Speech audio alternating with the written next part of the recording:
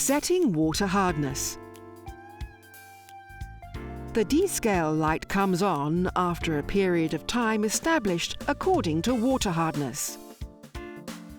The machine is set by default for a hardness value of 4. The machine can also be programmed according to the hardness of the mains water in the various regions, so that the machine needs to be descaled less often.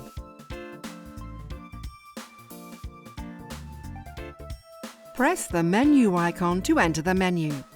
Press the icon relative to one of the scrolling arrows and select Water Hardness. Confirm the selection by pressing the OK icon. Press the icon relative to one of the scrolling arrows repeatedly to set the level as measured by the indicator paper.